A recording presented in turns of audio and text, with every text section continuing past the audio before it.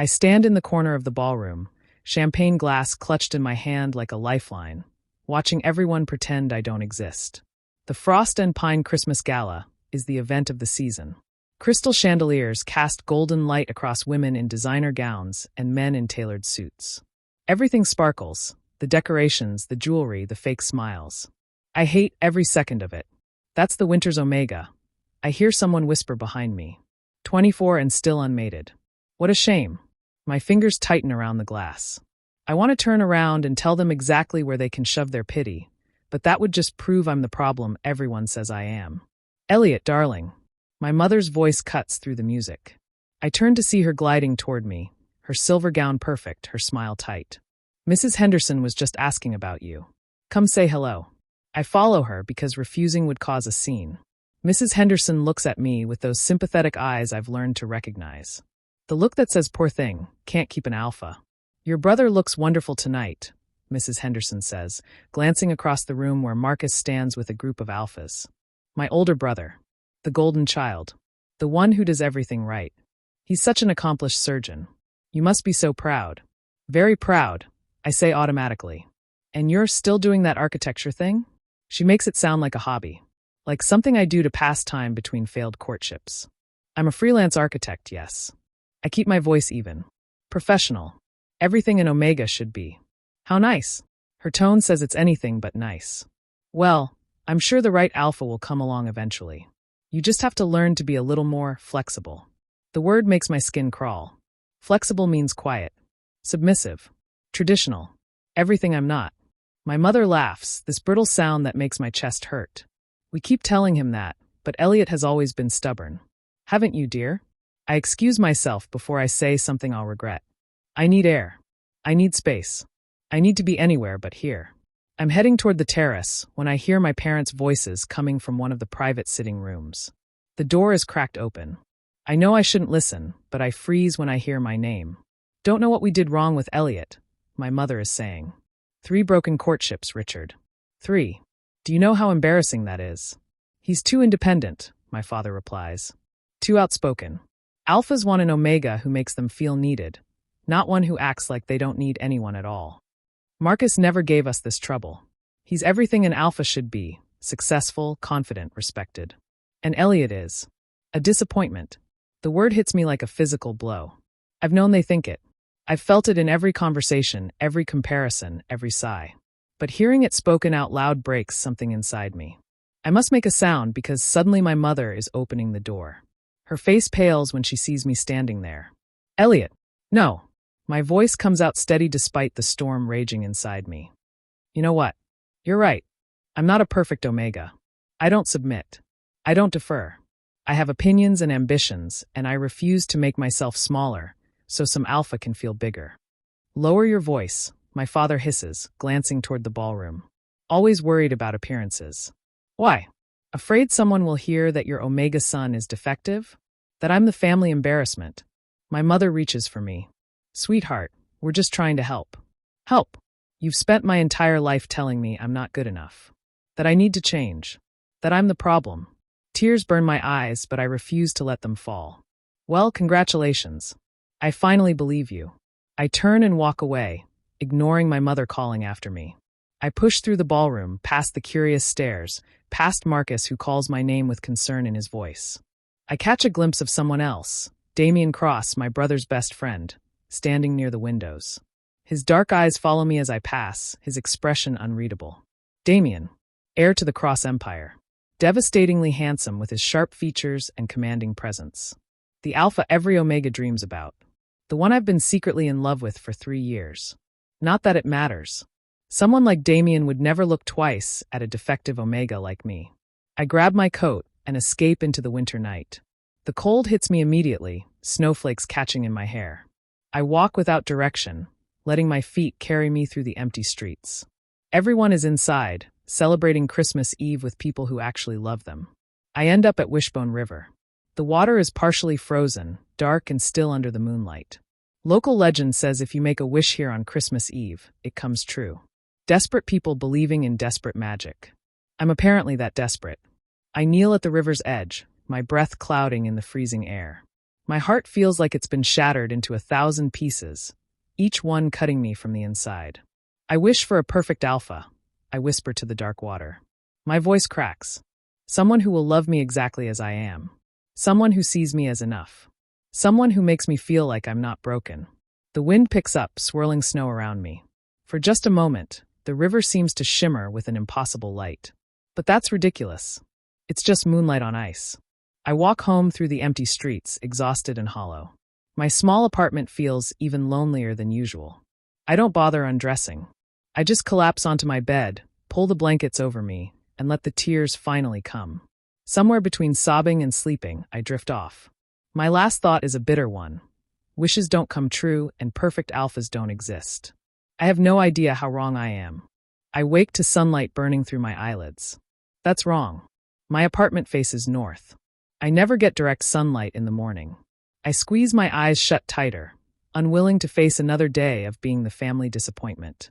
But something else is wrong too. The mattress beneath me feels different, firmer, more expensive. The sheets against my skin are soft as silk, nothing like my worn cotton ones. And there's a scent in the air that makes my omega instincts hum. Cedar and winter frost, rich and intoxicating. My eyes snap open. This is not my bedroom.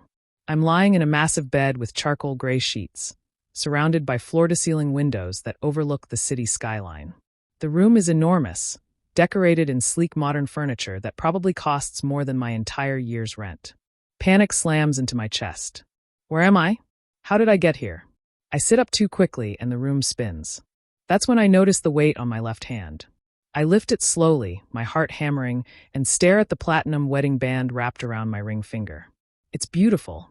Intricate designs etched into the metal, clearly custom-made and extremely expensive. No. This isn't possible. I scramble out of bed and freeze. There's someone else in the bed. The sheets on the other side are rumpled, and lying there, still asleep, is a man. Shirtless.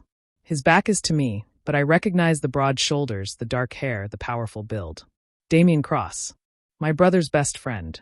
The alpha I've loved in secret for 3 years. The man who would never, ever look at someone like me. He's in this bed. Our bed, apparently, based on the wedding ring. I must be dreaming.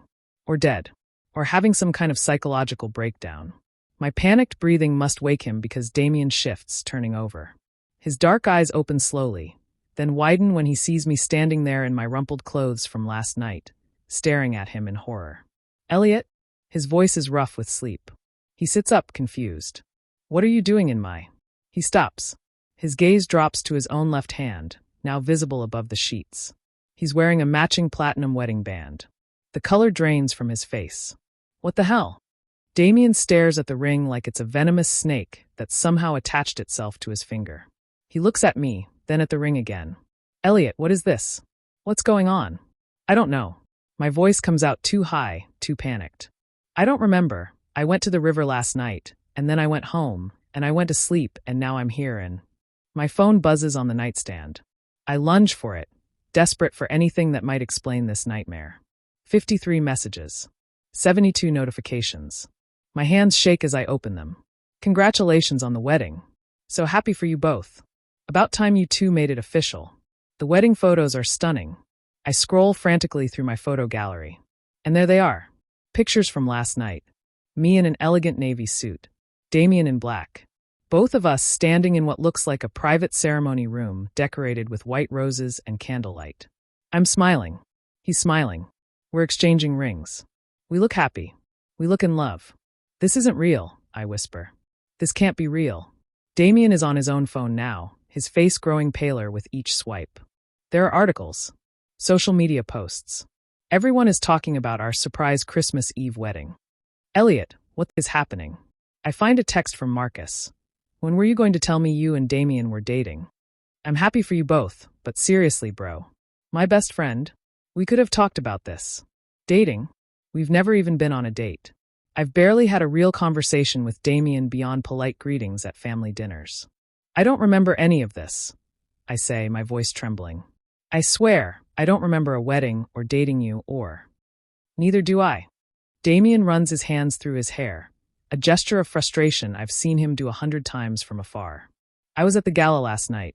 I left early because I had work to finish. I came home, had a drink, went to bed. Alone. And now, he gestures at the room, at the rings, at the impossible situation we've found ourselves in. I sink onto the edge of the bed, my legs too weak to hold me. This is insane. This is actually insane. There has to be an explanation. People don't just wake up married. That's not how reality works. Damian stands, and I try very hard not to notice how his sleep pants hang low on his hips, or how his muscular chest catches the morning light. Now is absolutely not the time for my stupid crush to make things worse. He walks to a dresser and pulls out a folder. His movements are controlled, methodical. The behavior of someone trying to maintain composure when everything is falling apart. Legal documents, he says, reading through them. Marriage certificate. Signed by both of us. Witnessed by my lawyer and your cousin Emma? Emma was at the gala, I say faintly. I saw her there. There's a prenuptial agreement, too. He flips through pages. Surprisingly fair, actually. Separate property remains separate, joint assets split equally in case of divorce. Neither of us can claim anything from the other's family businesses. The word divorce makes my chest tighten painfully, which is ridiculous because we're not actually married. This is all some horrible mistake. We need to fix this, I say. We need to get an annulment or whatever. Explain that there was a mistake. A mistake. Damian looks at me, and there's something in his eyes I can't read. Elliot, there are hundreds of witnesses. Photos. Videos, apparently. Your parents were there. My father was there. This wasn't some drunken Vegas chapel situation. This was a planned, documented, very public event. That we don't remember. I know. He throws the folder onto the dresser. Don't you think I know how insane this is? We stare at each other, both breathing hard, both terrified. My phone rings. Mom. I stare at it, paralyzed. Don't answer, Damian says quickly. Not until we figure out what we're going to say. The phone stops ringing. Immediately, Damian's phone starts. His father. He declines the call. We need a plan, Damian says. He's slipping into business mode. I can see it happening. The alpha who runs an empire, who solves problems, who stays calm under pressure. We need to understand what happened and how to fix it without causing a massive scandal. How do we fix this? I ask helplessly. Everyone thinks we're married. Everyone thinks we're in love. Everyone thinks this is real. Damian meets my eyes, and I see the same fear I feel reflected back at me. Then we pretend it is. Temporarily. Until we can figure out what actually happened and find a way to undo it quietly. Pretend to be married? Do you have a better idea? I don't. I really don't. Okay, I whisper. How long? I'll call my lawyers. A few weeks, maybe. Just until we can arrange an annulment that doesn't destroy both our reputations. He looks around the penthouse. You'll stay here. We'll maintain appearances in public. In private, we figure this out. I nod numb. This is a nightmare. An actual waking nightmare.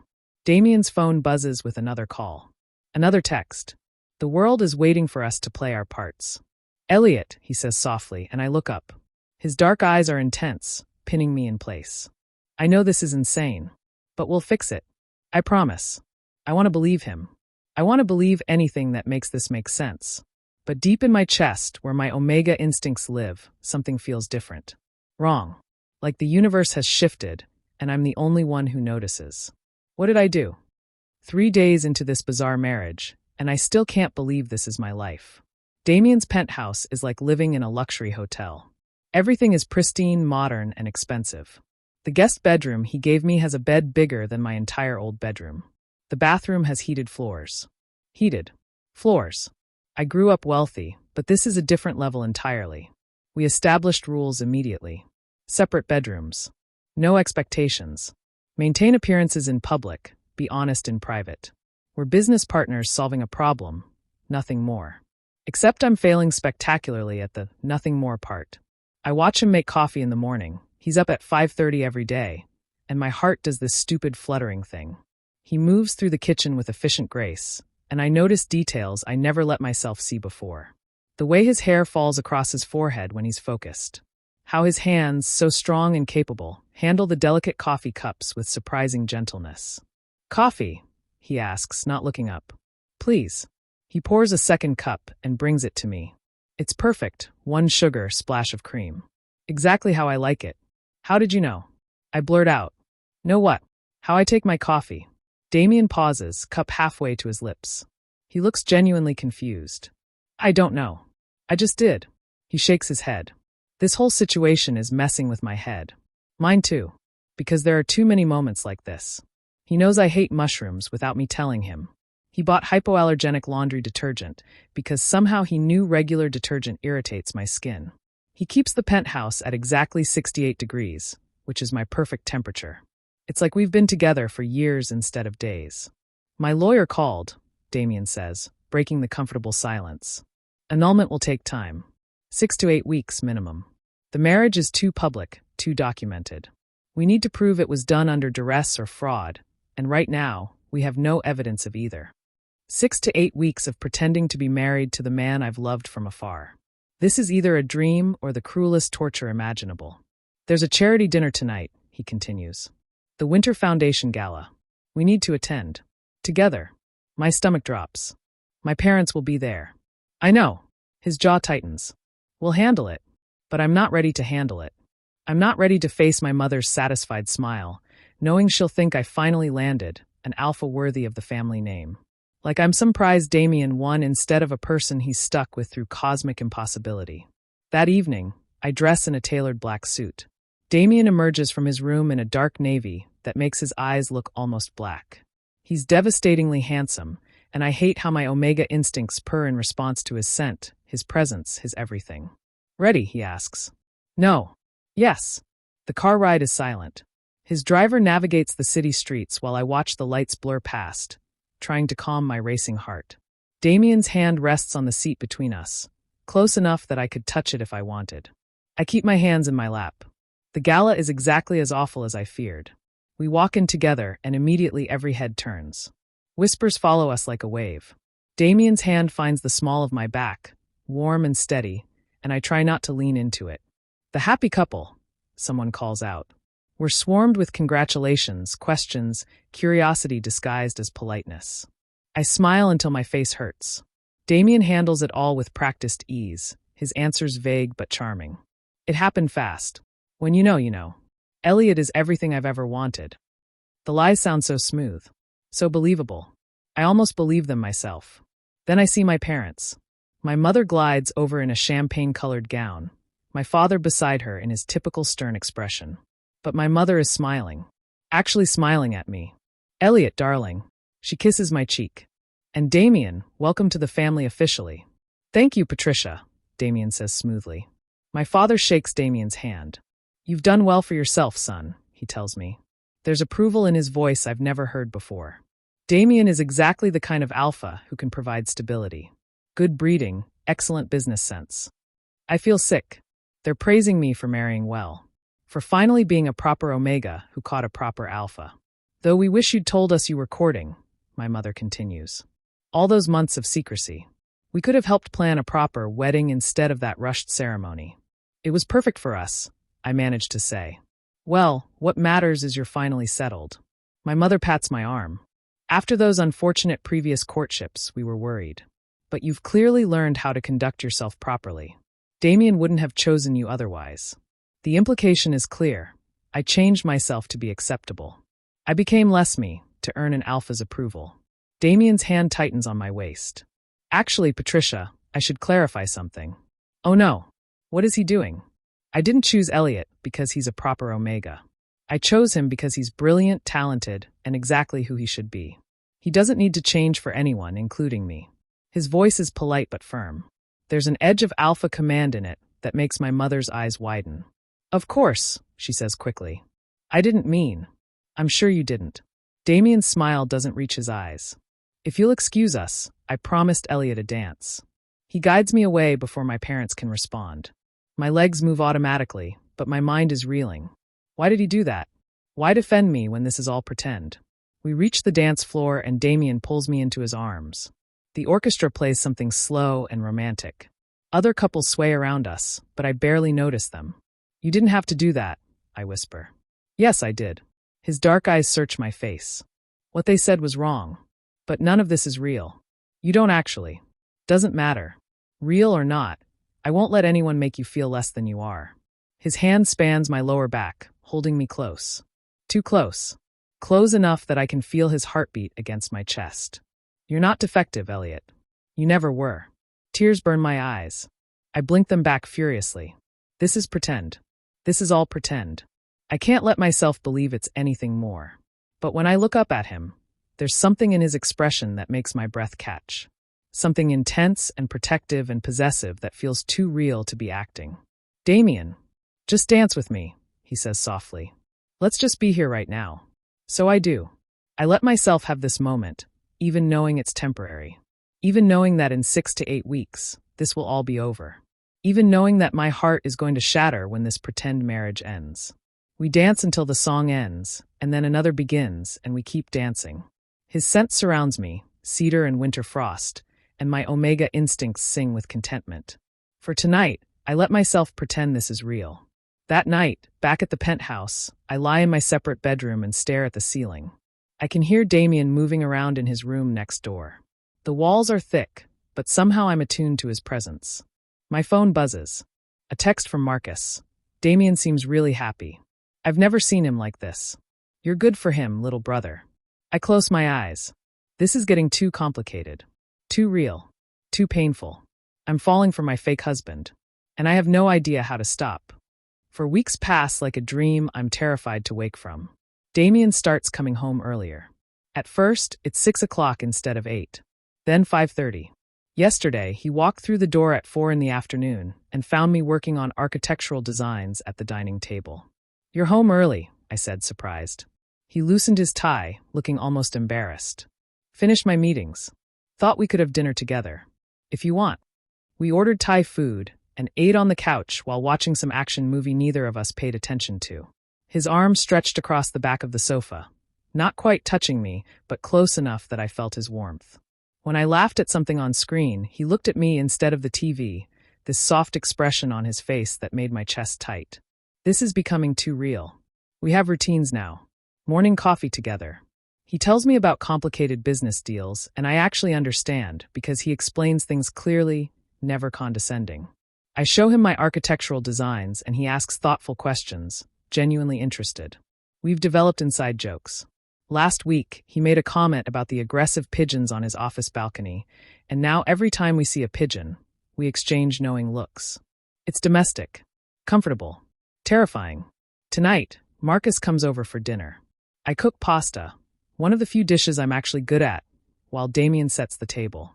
He moves around the kitchen like he belongs here, like we've done this 1,000 times. This is weird, Marcus announces the moment he walks in. He looks between us with narrowed eyes. You two are weird. Hello to you too, I say, stirring the sauce. No, I'm serious. Marcus leans against the counter. Damian, you're smiling. You never smile. And Elliot, you look happy. Actually happy. I am happy. That's the problem. Marriage agrees with him, Damian says smoothly, handing Marcus a beer. But there's something in his voice, something warm and genuine that makes my omega instincts preen. Over dinner, Marcus tells us about the hospital, about a complicated surgery he performed. Damian listens with the same focused attention he gives me, asking intelligent questions. They've been friends since university, I know, but watching them together makes me feel included in something precious. I have to say, Marcus admits, reaching for more pasta, I never saw this coming. You two barely talked before, and now you're married. What changed? Damian and I exchange a glance. We've gotten good at this, the silent communication, the unified front. Sometimes you don't realize what's right in front of you until the timing is right, Damian says. His eyes stay on me as he speaks. I was too focused on work, on expectations. I didn't let myself see what I actually wanted. My heart hammers. He's just maintaining our cover story. That's all this is. But the way he's looking at me feels too intense to be fake. After Marcus leaves, I start cleaning the kitchen. Damian joins me without asking, drying dishes as I wash them. Our hands brush as I pass him a plate, and electricity shoots up my arm. Your brother is perceptive, Damian says quietly. Too perceptive. I scrub a pot with unnecessary force. We need to be more careful. If he figures out this isn't real. Elliot, Damian catches my wrist gently, stopping my frantic scrubbing. Look at me. I do. His dark eyes are serious, searching. What if it is real? He asks softly. My breath catches. What? This. Us. What if it's not just pretend anymore? I pull my hand away, my heart racing. Don't say that. Don't. We have an agreement. 6 to 8 weeks, remember? We're just acting until the lawyers fix this. Are we? He steps closer. Because I'm not acting, Elliot. I haven't been for weeks. Stop. I back away, panic rising. You don't mean that.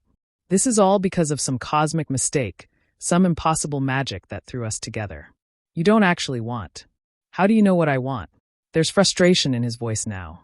You've decided how I feel without asking me. Because you're you. The words burst out of me. You're Damian Cross, heir to an empire. You could have any omega you want. Why would you choose someone like me? Someone your best friend's family considers defective. Don't call yourself that. It's what everyone thinks. I don't. He closes the distance between us. I think you're incredible. I think you're brilliant and funny, and you challenge me in ways no one else does. I think coming home to you is the best part of my day. I think. A wave of heat crashes over me, so suddenly I gasp. My knees buckle and Damian catches me, his strong arms wrapping around my waist. Elliot? What's wrong? No. Not now. Not here. Another wave hits and I whimper. My skin feels too hot, too tight. Damian's scent fills my lungs, cedar and winter frost, and my body responds with desperate need. Heat. I manage to gasp. My heat. It shouldn't be for another month. This is early. Stress can, oh God. My heat crashes into me with brutal intensity. I've had heats before, managed them alone with suppressants and toys and sheer willpower. But this one is different. Stronger. More demanding. Maybe because I'm living with an alpha. Maybe because that alpha is Damian. I need to go, I say desperately, trying to push away from him. My old apartment. I'll call a car. No. Damian's voice drops to a growl that makes my omega instincts sing. You're not going anywhere. Damian, I can't. You don't want to deal with this.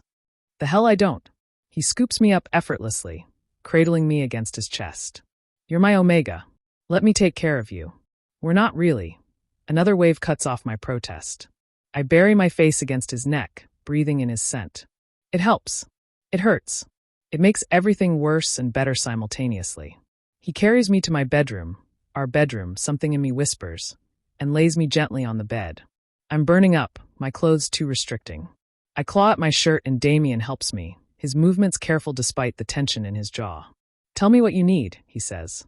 You. I whimper, then immediately feel humiliated. I need. It's okay. He strokes my hair back from my forehead. His touch is cool against my burning skin. I'm not going anywhere. I've got you. The heat takes over then, pulling me under. I'm aware of Damian in fragments, his hands bringing me water, holding me when I shake, his voice low and soothing. He never pushes for more than I offer. Never takes advantage. Just stays with me through every agonizing wave. At some point, delirious with fever and need, I grab his shirt and pull him close. I wished for you, I confess, words slurring. At the river. Christmas Eve. I wished for a perfect alpha, but I was thinking of you. I've always, for 3 years, The heat drags me under before I can finish. The last thing I feel is Damian's sharp intake of breath, his arms tightening around me. When I surface again hours later, the worst has passed. I'm exhausted, wrung out, embarrassed beyond measure. Damian sits in a chair beside the bed, watching me with an expression I can't read. My voice is hoarse. Did I say anything weird? Something flickers across his face. Nothing weird. You were very brave.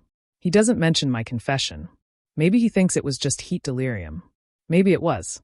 But as he helps me drink water, as he brings me food I can barely eat, as he stays beside me through the night, something has changed between us. The walls we built are crumbling, and I'm too tired, too raw, too hopeful to build them back up. I wake to find Damian asleep in the chair beside my bed. He's still here. He stayed through my entire heat, never leaving, never complaining. His head is tilted at an uncomfortable angle, dark circles under his eyes. He looks exhausted and beautiful, and my heart clenches so hard it physically hurts. I love him.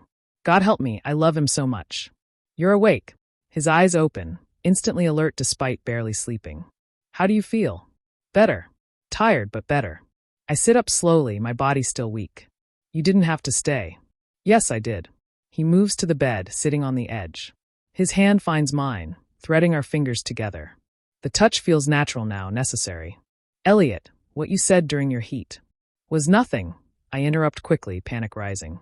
Just delirium. Heat makes omegas say crazy things. You shouldn't. You said you wished for me. The words hang in the air between us. I can't breathe. Can't think. Can't figure out how to lie my way out of this. At Wishbone River, Damian continues, his dark eyes locked on mine.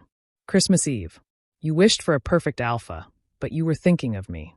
I don't remember saying that. Liar. But his voice is gentle. I need to tell you something. And I need you to listen without interrupting. My heart pounds so hard I'm sure he can hear it. That night at the gala, I went there specifically to see you, he begins. I'd been working up the courage for weeks to ask you out. Every time I visited Marcus, I hoped you'd be there.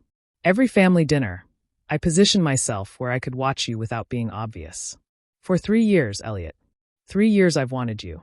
I stare at him, unable to process what I'm hearing. When I overheard your parents that night, I wanted to storm in there and tell them exactly how wrong they were. How incredible you are. But I didn't have that right. We barely knew each other. His thumb traces circles on my hand. I followed you when you left. I was worried. And I watched you go to the river. You were there. My voice comes out as a whisper. I stayed in the shadows. I heard you make your wish. He takes a shaky breath. And after you left, I stood at that same river and made my own wish. I wished that I could be the alpha you deserved. That I'd have the chance to show you how extraordinary you are. That somehow, impossibly, you'd be mine. The world tilts. 2 wishes, I breathe. Same river. Same night. Same thing, he finishes. We both wished for each other, Elliot.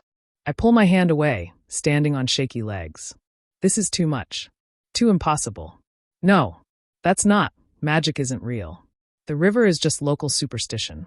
This is all some cosmic accident or shared delusion or... Then explain the marriage. Damian stands too, following me. Explain how everyone has memories of us dating for months when we barely spoke. Explain how I know exactly how you like your coffee, what temperature you prefer, what makes you uncomfortable. Explain how this feels so right when it should feel impossible. Because we're making it work. Because we're good at pretending. I'm not pretending. His voice rises, frustration breaking through his usual control. I haven't been pretending for weeks now. I thought you felt it too. The way things change between us. The way we fit. We don't fit, I say desperately, even though it's a lie. You're Damian Cross. I'm the family disappointment. This only happened because of magic, because of wishes, because we both wanted the same thing. He grabs my shoulders gently, making me look at him. Don't you see? The magic didn't create our feelings. It just gave us what we were too afraid to reach for ourselves. It removed the obstacles, the fear, the timing, the belief that we weren't good enough for each other. Tears stream down my face. What if it wears off? What if you wake up one day and realize you don't actually want this? Want me? Elliot. He cups my face with both hands, his thumbs wiping away my tears. I wished for you before any magic took hold. My feelings are mine. Real and honest and terrifying. The river didn't make me fall for you.